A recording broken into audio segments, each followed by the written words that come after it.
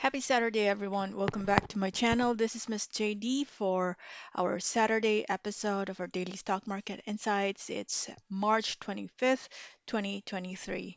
And as you can see right on my screen is Investograms.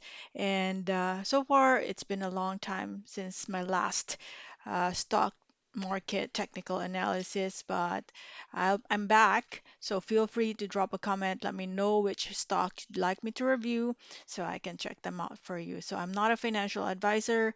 I basically review stocks based on the indicators that I am comfortable in using. So that would be our Bollinger Band, RSI, and of course, we check support resistance, volume, and I just combine them and create my insights out of these indicators.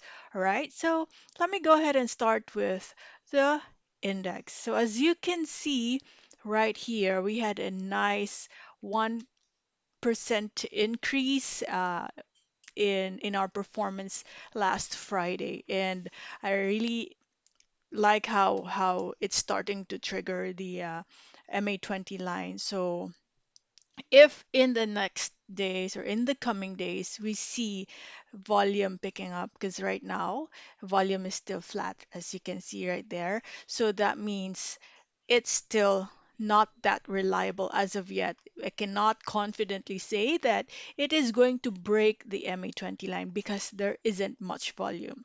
What made me say that? As you can see right here, one example. So we thought that it's starting to trigger here, right? But there isn't much volume when it did that. So wasn't sustained. But if in case it retraces back, the next support that I can see is that it might just go back to the 6,404 level. So what does this mean? Our major stocks, our blue chip companies, if you see them, recovering, and you have not gotten in yet, so there could still be a chance for you to, wait for that correction or retracement, and then you can enter again. All right, so that's my outlook for the index. Let's try to check the highly traded stocks in the market the past few days. So as you can see, what I did here is I clicked all stocks, sorted it, and we'll try to discuss from top to bottom. I have BPI, ICT, and the list goes on, right? So let's start with BPI. Right. As you can see, BPI, if you are to look at it, the overall trend is really on a decline because when it drops, right, and then the recovery happens, it's somehow creating lower highs. And then it drops again, it creates a lower low. So those are your signs that a stock is in a downward movement.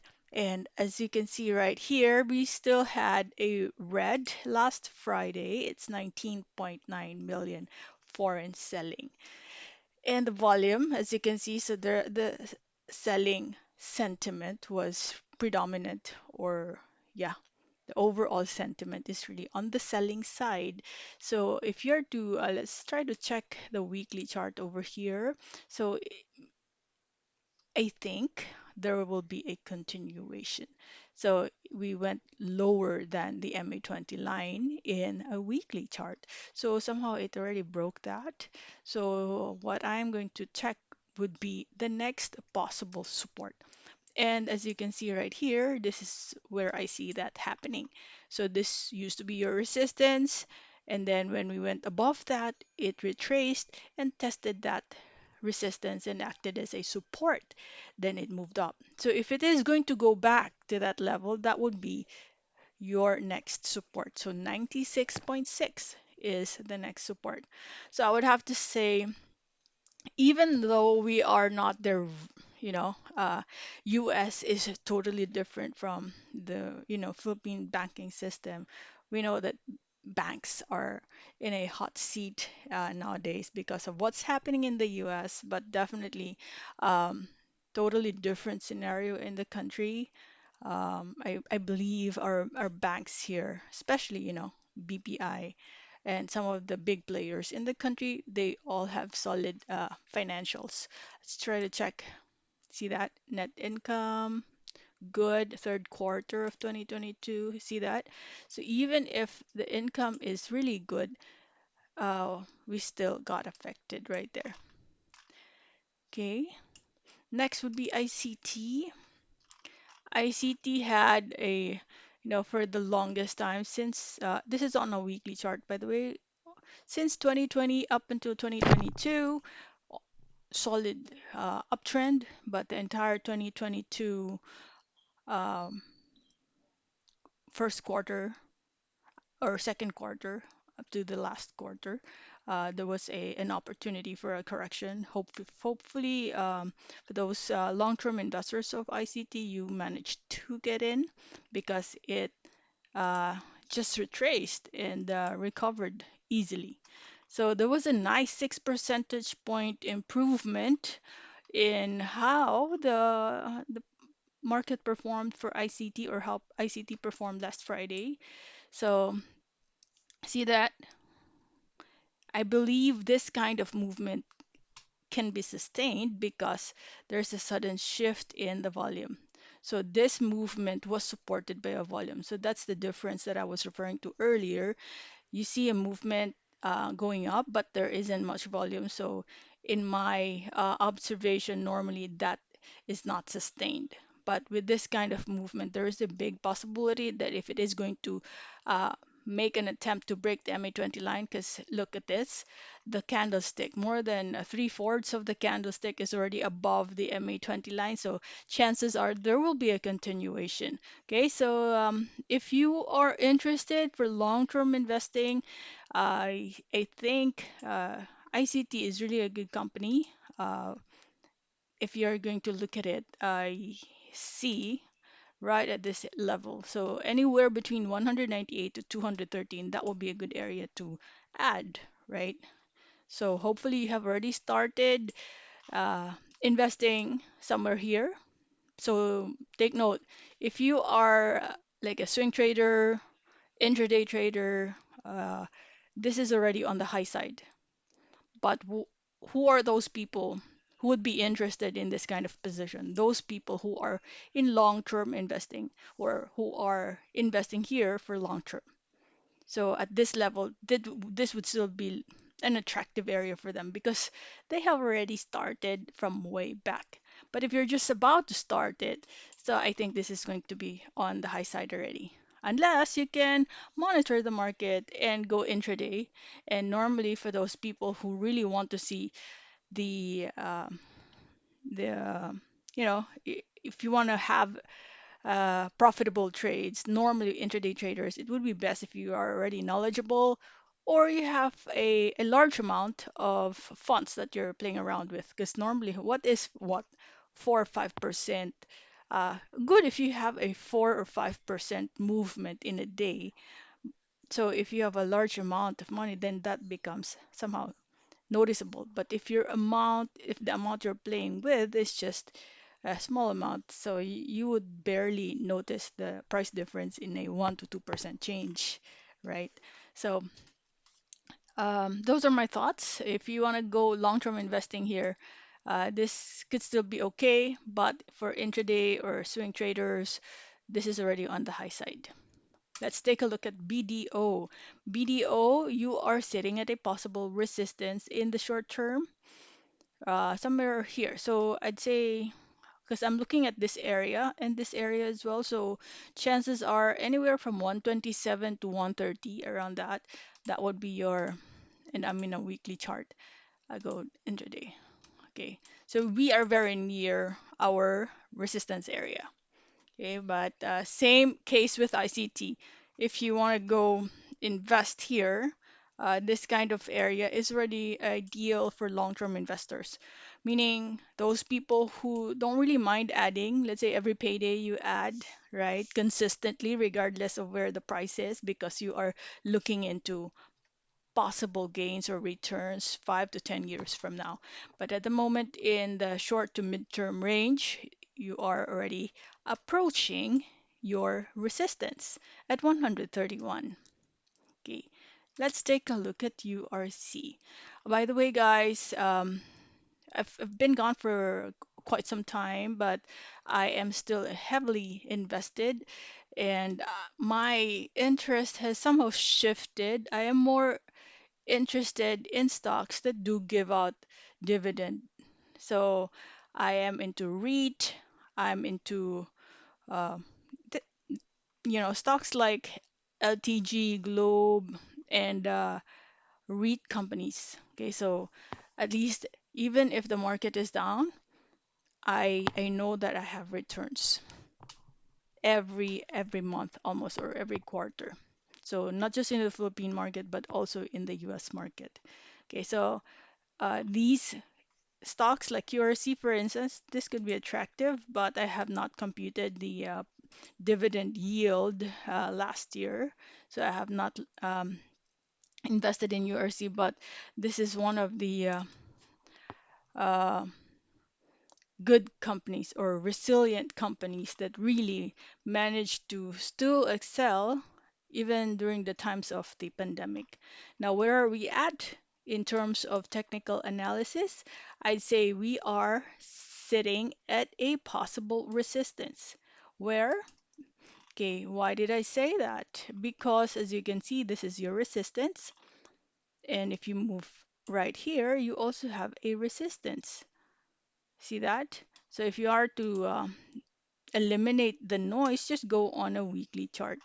Because right there, right, right away, you will see that this level is your resistance. So each time for the past how many weeks, each time this level is hit, there's a slight rejection that's happening. Not that slight, noticeable rejection that happened, particularly in 2022. And this one also gives out a dividend. So something to look into. Consumer goods, check. Everyone will use this, even if there's inflation or not. People will still consume their products. Um, Pandemic or not, people will still consume the products. And also there's dividend. Let's check their income. See that income still healthy, except for this one. There you go. So consistent income for URC.